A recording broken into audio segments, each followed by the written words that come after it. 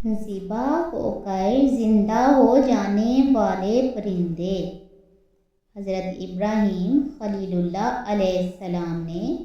ایک مرتبہ اللہ تبارک و تعالیٰ کے دربار میں یہ عرض کیا کہ یا اللہ، تو مجھے دکھا دے کہ تو مردوں کو کس طرح زندہ فرمائے گا۔ تو اللہ تعالیٰ نے فرمایا کہ اے ابراہیم، کیا اس پر تمہارا ایمان نہیں ہے؟ تو آپ علیہ السلام نے عرض کیا کہ کیوں نہیں، میں اس پر ایمان تو رکھتا ہوں، لیکن میری تمنا یہ ہے کہ اس منظر کو اپنی آنکھوں سے دیکھ لوں تاکہ میرے دل کو قرار آ جائے۔ تو اللہ تعالیٰ نے فرمایا کہ تم 4 پرندوں کو پالو اور ان کو خوب کھلا پلا کر اچھی طرح ہلا ملا لو، پھر تم انہیں ذبح کر کے ان کا قیمہ بنا کر اپنے گرد و نواح کے چند پہاڑوں پر تھوڑا تھوڑا گوشت رکھ دو۔ پھر ان پرندوں کو پکارو تو وہ پرندے زندہ ہو کر دوڑتے ہوئے تمہارے پاس آ جائیں گے اور تم مردوں کے زندہ ہونے کا منظر اپنی آنکھوں سے دیکھ لو گے۔ چنانچہ حضرت ابراہیم علیہ السلام نے ایک مرغ، ایک کبوتر، ایک گدھ اور ایک مور، ان 4 پرندوں کو پالا اور ایک مدت تک ان 4 پرندوں کو کھلا پلا کر خوب ہلا ملا لیا۔ پھر ان 4 پرندوں کو ذبح کر کے ان کے سروں کو اپنے پاس رکھ لیا اور ان 4 کا قیمہ بنا کر تھوڑا تھوڑا گوشت اطراف و جوانب کے پہاڑوں پر رکھ دیا اور دور سے کھڑے ہو کر ان پرندوں کا نام لے کر پکارا کہ اے مرغ، اے کبوتر، اے گدھ۔ آپ علیہ السلام کی پکار پر یکدم پہاڑوں سے گوشت کا قیمہ اڑنا شروع ہو گیا اور ہر پرند کا گوشت پوست ہڈی پر الگ ہو کر 4 پرند تیار ہو گئے اور وہ 4 پرند بلا سروں کے دوڑتے ہوئے حضرت ابراہیم علیہ السلام کے پاس آ گئے اور اپنے سروں سے جڑ کر دانا چگنے لگے اور اپنی اپنی بولیاں بولنے لگے، اور حضرت ابراہیم علیہ السلام نے اپنی آنکھوں سے مردوں کے زندہ ہونے کا منظر دیکھ لیا اور ان کے دل کو اطمینان و قرار مل گیا۔ اس واقعہ کا ذکر اللہ تعالیٰ نے قرآن مجید کی سورہ بقرہ رکوع نمبر 38 میں ان لفظوں کے ساتھ بیان فرمایا کہ ترجمہ: اور جب حضرت ابراہیم علیہ السلام نے کہا کہ اے میرے رب، مجھے دکھا دے کہ تو مردوں کو کیسے زندہ فرمائے گا،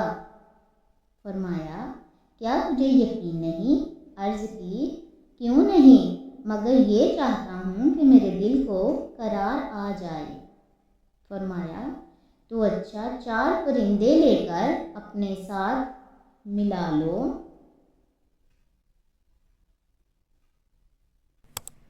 پھر ان کا ایک ایک حصہ ہر پہاڑ پر رکھ دو، پھر انہیں بلاؤ تو وہ آپ کے پاس دوڑتے ہوئے چلے آئیں گے، اور یہ یقین رکھو کہ اللہ بڑا غالب اور بڑی حکمت والا ہے۔ درس ہدایت: اس پرانی واقعہ سے بہت سے مسائل سامنے آتے ہیں۔ نمبر 1 کہ اللہ تبارک و تعالی ان اللہ علی کل شیء قدیر، کہ اللہ تبارک و تعالی ہر چیز پر قادر ہے، وہ جو چاہے کر سکتا ہے۔ تصوف کا ایک نکتہ: حضرت ابراہیم علیہ السلام نے جن 4 پرندوں کو ذبح کیا ان میں سے ہر پرند ایک بری خصلت میں مشہور ہے۔ مثلا مور کو اپنی شکل و صورت کی خوبصورتی پر گھمنڈ ہوتا ہے اور مرغ میں کثرت شہوت کی بری خصلت ہے، اور گدھ میں حرص اور لالچ کی بری عادت ہے، اور کبوتر کو اپنی بلند پروازی اور اونچی اڑان پر غرور ہوتا ہے۔ تو ان چاروں پرندوں کے ذبح کرنے سے ان چاروں خصلتوں کو ذبح کرنے کی طرف اشارہ ہے کہ چاروں پرند ذبح کیے گئے تو حضرت ابراہیم علیہ السلام کو مردوں کے زندہ ہونے کا منظر نظر آیا اور ان کے دل میں نور ایمان کی تجلی ہوئی، جس کی بدولت انہیں نفس مطمئنہ کی دولت مل گئی۔ تو جو شخص یہ چاہتا ہو کہ اس کا دل زندہ ہو جائے اور اس کو نفس مطمئنہ کی دولت نصیب ہو جائے تو اس کو چاہیے کہ مرغ ذبح کرے، یعنی اپنی شہوت پر چھری پھیر دے، اور مور کو ذبح کرے یعنی اپنی شکل و صورت اور لباس کے گھمنڈ کو ذبح کر ڈالے، اور گدھ کو ذبح کرے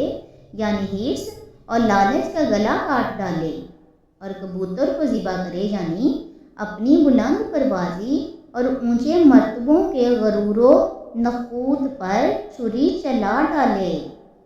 اگر کوئی ان چاروں بری خصلتوں کو ذبح کر ڈالے گا تو انشاءاللہ تعالی وہ اپنے دل کے زندہ ہونے کا منظر اپنی آنکھوں سے دیکھ لے گا اور اس کو نفس مطمئنہ کی سرفرازی کا ثبوت حاصل ہو جائے گا۔